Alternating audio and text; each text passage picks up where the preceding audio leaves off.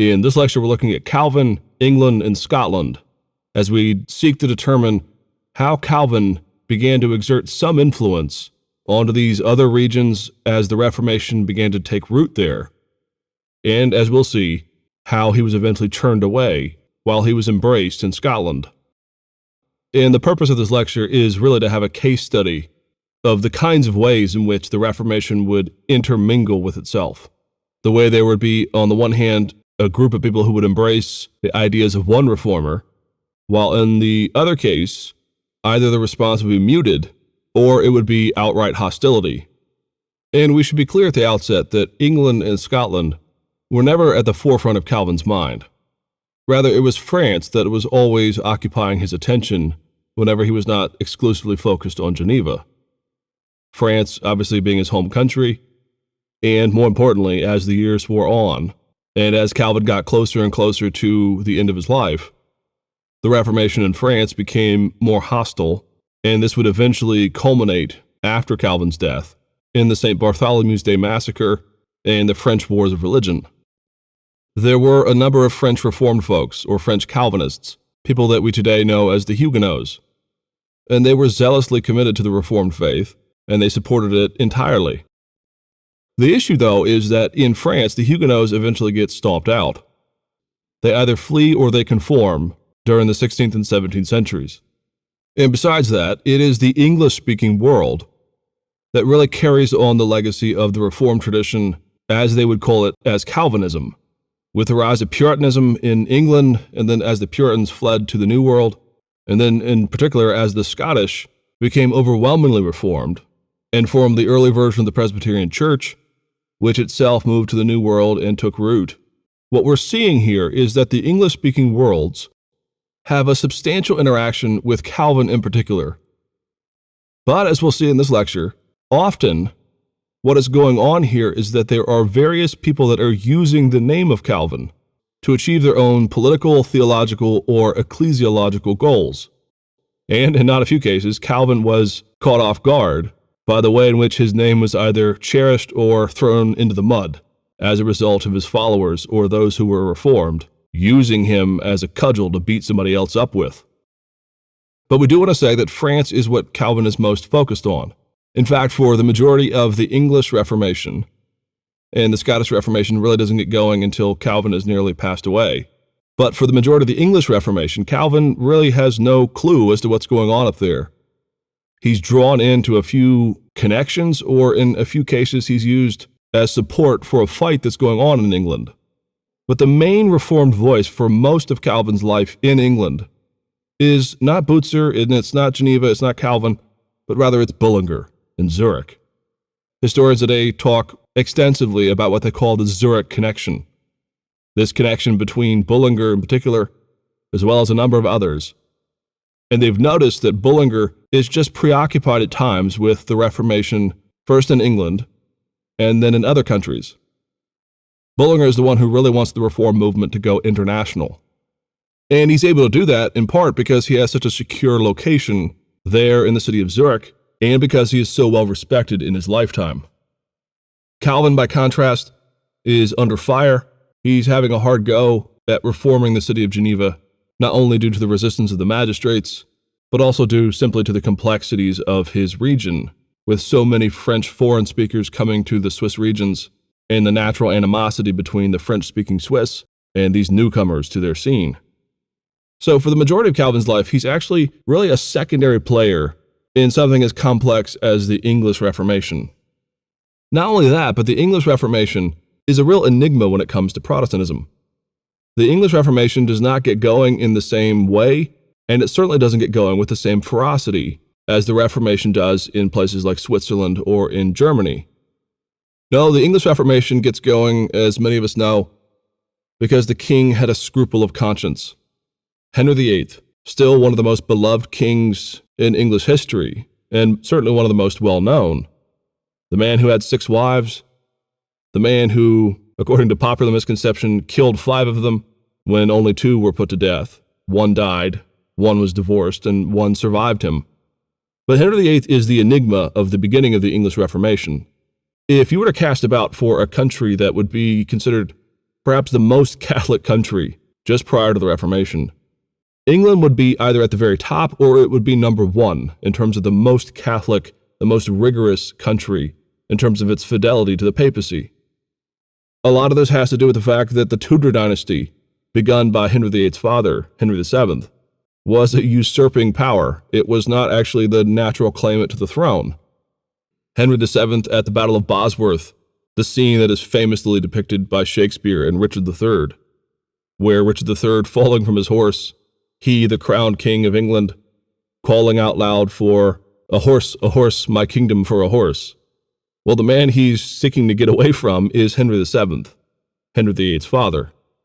And Henry VII and his son, by extension Henry VIII, were enormously supportive and tied in to the Roman Catholic Church.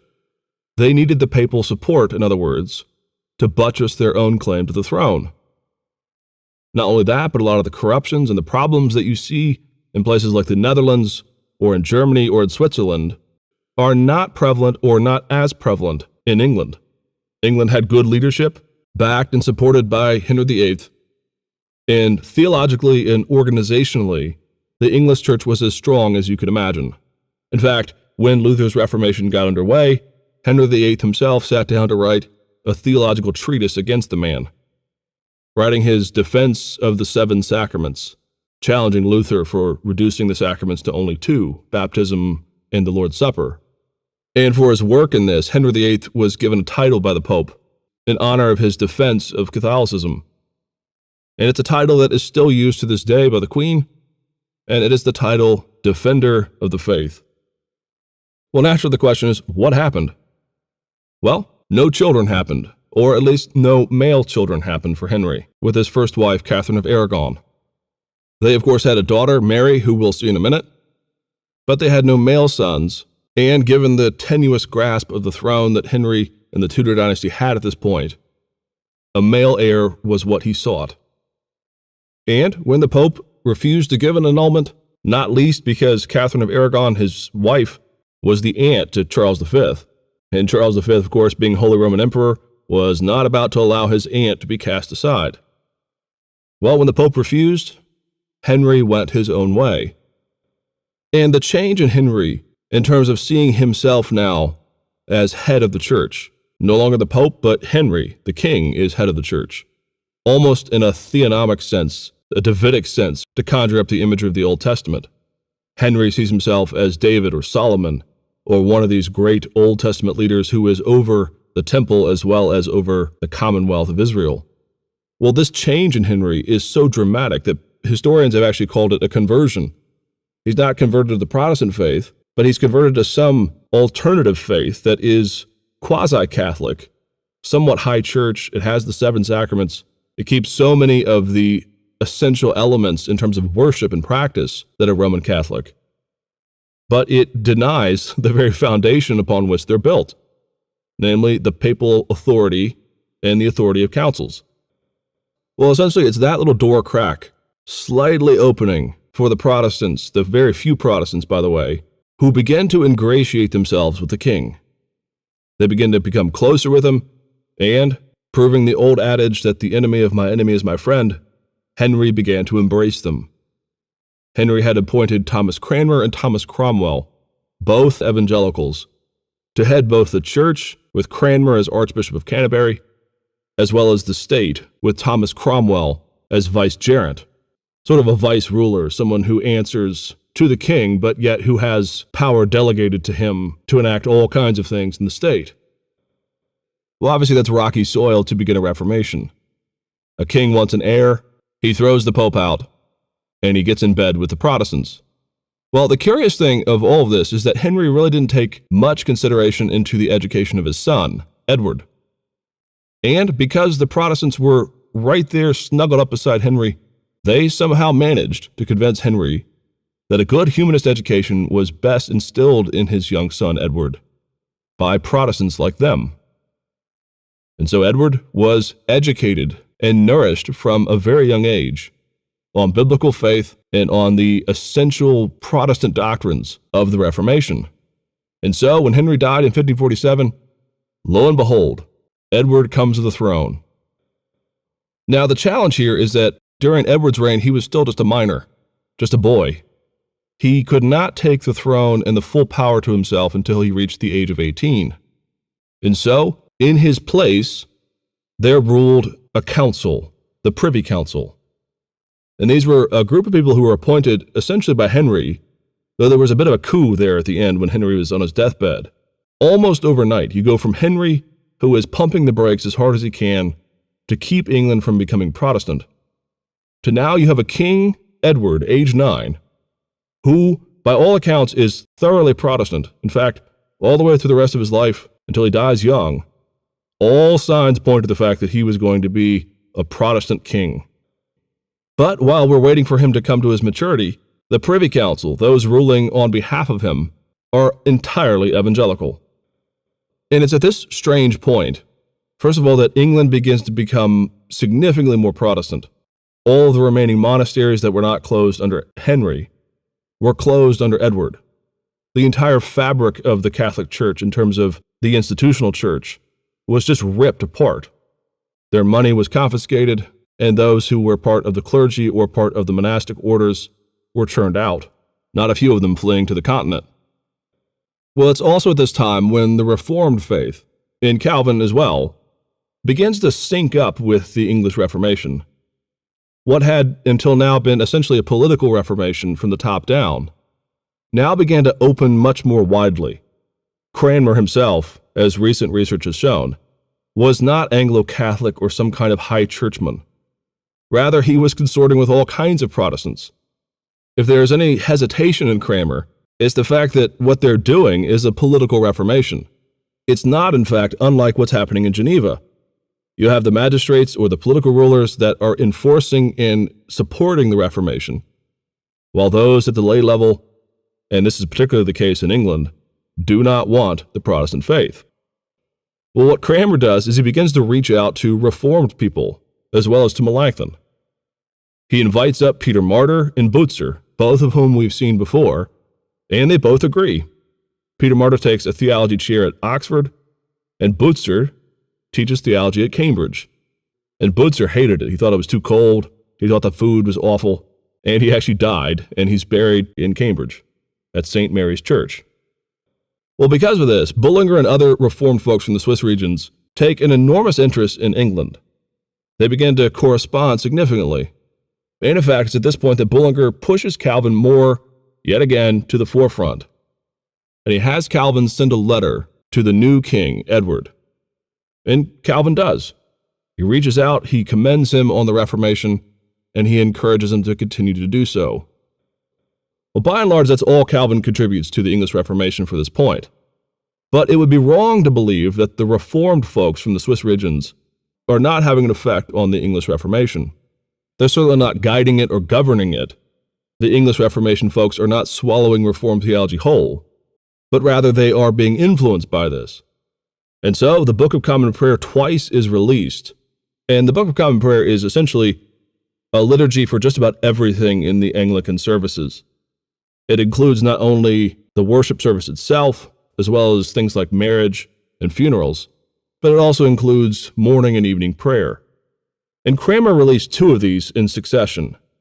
And the problem here is that people try to figure out what Cranmer's intentions are. And in the past, it was assumed that Cranmer was not really Protestant because the prayer books don't go fully Protestant. The first one is certainly Protestant enough. It only has 2 sacraments. There is no reference to penance or any of these kinds of things. I mean, the first prayer book was Protestant enough that there were 2 Catholic riots, 2 major Catholic riots in 1549 when it was released, because the Catholics, knew that this was a Protestant document. But when you compare the first Book of Common Prayer with the Reformations going on either in Germany or in Switzerland, it was really only, say, 60% of the way there. Well, what's Cranmer doing? He's spoon-feeding the Reformation to those in the churches throughout England. His attempt is to get them praying as Protestants and worshiping as Protestants before he actually tries to impose or conform them to a Protestant confession. And this is seen very clearly because in the second edition, the 1552 edition of the prayer book, Cranmer goes even farther. He applies more pressure and makes it more overtly Protestant. Well, all this comes to a head when Edward dies. We think of tuberculosis. And it was 1553, which is right when Calvin is at the height of his powers. And the Protestants attempted a coup. It's the Lady Jane Grey conspiracy. They attempted to place someone else on the throne. But there were two more children of Henry.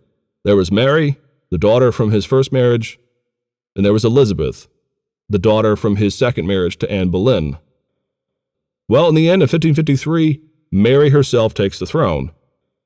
Now, question, if you're the daughter of Henry's Catholic queen, his first wife, and you were rightful heir, at least to some extent, you were the rightful princess, and you saw your father cast aside your mother, ruin the church, and then declare you to be a bastard, do you think you're going to be very much Protestant? No, Mary was not Protestant. Mary Tudor was devoutly Catholic. She saw her mother as a martyr, and as a result, when she came to the throne in 1553, she sought both the persecution and suppression of Protestantism within England, which was still only relatively new, as well as the restoration of the English Church to the Catholic fold, which she does accomplish. And it's during Mary's reign that a lot of the complexity between England and the Reformed world comes to a head. A number of Protestants flee from England, about 1,000 of them. As many as 300 are eventually rounded up and executed by burning. Well, when those folks scatter, it's called the Marian exile. When these folks scatter, the majority of them land in Protestant areas. And so what happens is a relationship that was more distant, more cordial, and based on a modicum of influence now becomes more or less tied up together because all of these English Protestants who would eventually return to reestablish the Anglican Church now live and worship in the context of the Reformed world. Now get this right, this is not the first time they're connecting with the Reformed folks. This is rather the culmination of their connection as a result of the persecutions under Mary. Well, it's that exile that propels John Knox, as well as several others, into the context of not only Butzer and Bullinger, but in particular Calvin. And there's a famous fight that goes on. It's called the Troubles at Frankfurt. And these occur in 1555. What happens here is, with Knox as pastor in the city of Frankfurt and other English reformers and English bishops, former bishops, in other cities, there was no consensus as to whether or not they needed to continue using the prayer book, though virtually all of them agreed that it was not fully reformed and fully purged of some of the influence or some of the interpretations that Catholics had on it. Should they use that book, or should they use other liturgies and forms of worship that they found in the cities that they lived in? Well, the fight in 1555 is massive because John Knox and a couple of his former colleagues get into it because Knox is more than willing to throw the Book of Common Prayer out. The problem, though, is the other evangelicals, the other Protestants from England, thought this was both indelicate and a real slap in the face to people like Cranmer and others who were back in England in prison, and a number of whom had been burned at the stake. In other words, the Book of Common Prayer becomes a touchstone as people divide between the opinion of whether or not you can continue on the Reformation and start over, or should you, out of faithfulness and loyalty to your friends back home suffering, continue to use the Book of Common Prayer. Well, the fight is resolved because Knox is eventually kicked out of Frankfurt. But he's not kicked out over liturgy. Knox at this time began to espouse some ideas that were a bit kooky for the 16th century. And they were that he believed that it was okay, that it was possible to kill and overthrow a monarch. Now, he doesn't get there quickly. Well, the city of Frankfurt is under the Holy Roman Empire, and as a result, Knox gets immediately booted out. They don't want to bring the fire down on their own heads. Well, Knox and some others go down to Geneva, and they buddy up with Calvin. Now, Calvin is relatively unaware. He is consulted at one point on the Book of Common Prayer fight, but it's not his fight. He's not getting involved.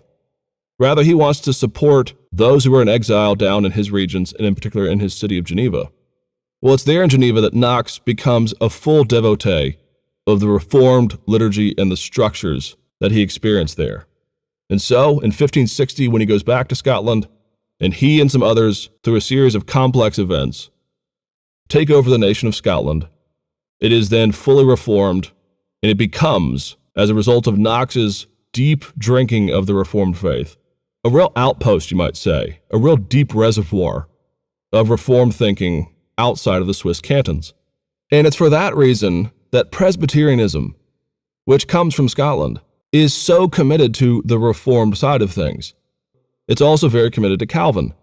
It was because Knox himself, who had come from England initially, though he was himself Scottish, he was a priest in England under Edward, but when he fled, he found the theology and the Reformation that he wanted, and that is what he and others instilled in Scotland.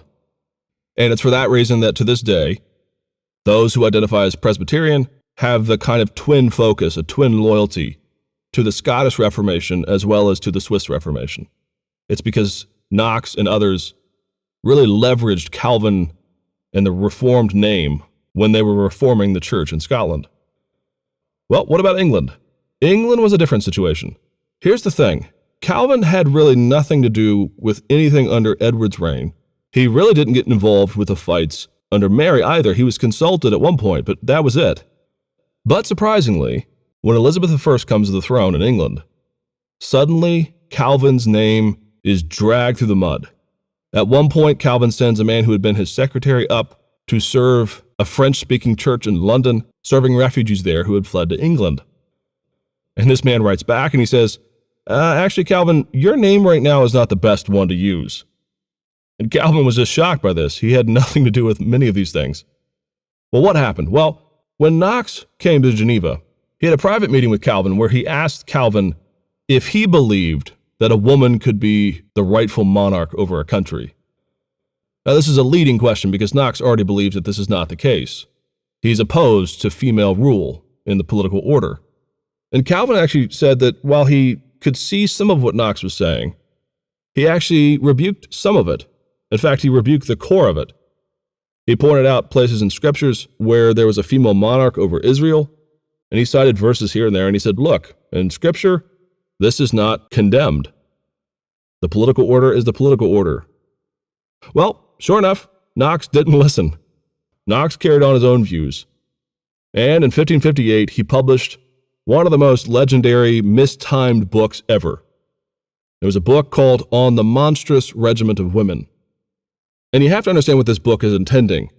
Knox, again, is pushing, trying to find a way to say, if the person ruling a country is a Catholic and they're persecuting us, well, we can take up arms and fight them. The problem is no other Protestant at this point really agreed with him, certainly not in the Reformed world. And so what he does is the door is closed to outright rebellion, so he goes to the window. He argues that a woman has no right to rule, and therefore overthrowing a female monarch is just fine and dandy. The problem, though, is the book was published in English. It was printed in Geneva, though it didn't list itself as having come from Geneva. Well, the problem is, of course, is Calvin doesn't read or write or speak English, so he would have had no idea what this book was all about. Well, sure enough, within a matter of months of Knox publishing this book saying that a woman had no right to rule, suddenly Elizabeth I comes to the throne. The daughter of Anne Boleyn, in some ways the embodiment of the English Reformation herself, and she was a committed Protestant. Now, people have doubted this, and it's really a stretch to say that she is some sort of conservative quasi-Catholic. She is funding, for example, the Huguenots' war and their attempt to overthrow the French crown. She's also funding from time to time the Dutch revolt as Dutch Calvinists are seeking to overthrow their superiors. Everyone appointed to a bishopric under Elizabeth is devoutly Protestant. Not only that, but they're Reformed. They're more like Butzer, and frankly, they're more like Calvin. The problem, though, is because Knox had published this work, now Calvin was associated with this anti-women movement, and Elizabeth was incensed.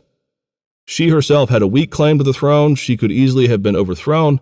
In fact, much of the reason why Elizabeth never marries in her lifetime is due to the enormous complexity of the fact that in the 16th century, a woman who marries gives all of her authority, money, and power to the man.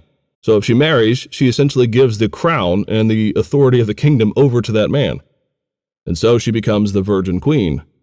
Well, Elizabeth will not have any of this talk about the lack of biblical foundations for women ruling in the political order. In many ways, this is why Knox ends up back in Scotland. he is not coming back to England as long as Elizabeth is on the throne. And, sure enough, Calvin's name is dragged in. So, for example, Matthew Parker, the first Archbishop of Canterbury who was appointed after Elizabeth comes to the throne, was, strangely enough, a direct personal disciple of Butzer. He had studied with Butzer when he was in Cambridge. Matthew Parker was Reformed. He kept all kinds of connections with Bullinger and others. But when Matthew Parker comes to the throne, he admits in a letter to the Secretary of State, William Cecil, that the problem, as he sees it, are these troublemaking loudmouth folks that claim the name Reformed, but are really nothing more than troublemakers. In the end, what happens under Elizabeth is you have a division not between high Anglican, sort of quasi-Catholic folks and the Calvinists on the one hand, but rather a division over the interpretation of how the Reformed world was going to continue in England. Strangely enough, you have, on the one hand, people like Matthew Parker citing Peter Martyr, Butzer, Bullinger, and even Calvin against the more hot-blooded Protestants under Elizabeth, who want more change, more in the Knoxian form. And vice versa, those who want more radical change, who are casting aspersions on the conformists, who are doing whatever the Queen says, cite Peter Martyr, Bullinger, Butzer, and Calvin back at people like Matthew Parker. In other words, what happens in England as a result of the ongoing complexity of the English Reformation, and in particular as a result of the Marian exile and the confusion that was cast into the church, is you have the emergence of folks who would eventually become Puritan. They would eventually identify as hostile to the Anglican Church, even though they shared not only many, if not all, of the same theological foundations, and even though the same wellspring that was feeding Anglicanism and developing it towards its own identity was the same that was feeding those who were rebelling against that identity and forming their own nonconformist and eventually Puritan stances against the Anglican Church. What does all this mean? Well, not surprisingly, Calvin had no idea why all this was happening. And in this case, he has a right. He really is getting attacked for something he didn't even do. And his name is being associated with these radical hot prots who are trying to overthrow and overturn the good establishment that Elizabeth and the other Protestants were intending for the English church.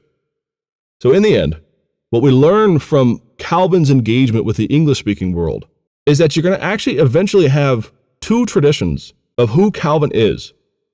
And I don't want to put too fine a point on this, but you essentially have, on the one hand, the very positive, affirmative, contextual belief that Calvin is a good guy and that the Reformed faith is the faith that ought to be employed in the English-speaking world. You have the Scottish side, in other words. But on the other hand, the complexities of what happened under Elizabeth and Mary, as well as all the way back to Henry, mean that you have this shading and this differentiation of people that share the same Reformed faith, at least initially, but who by and large consider Calvin and some of his ilk to be troublemakers. And not surprisingly, there is a genealogy that develops from here of a certain anti-Calvinism or an anti-Calvin stance as a result of this rupture under Elizabeth. And not surprisingly, a lot of the reason why the Reformed faith actually becomes, in the English-speaking world, synonymous with quote-unquote Calvinism is a result of the defenders of Calvin and his name there in London and throughout England. And so, in the end, we can learn from this that the genealogy of influence, whenever it picks up from a place like Geneva or the Swiss regions, and it lands in a different country, it always takes on a different tone and a different focus. In the one country, Calvin and the Reformed faith is embraced almost entirely.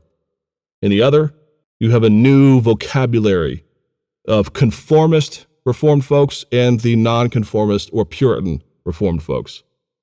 And in the end, the shaping of two countries and two different denominational trends when they move to the New World is profound.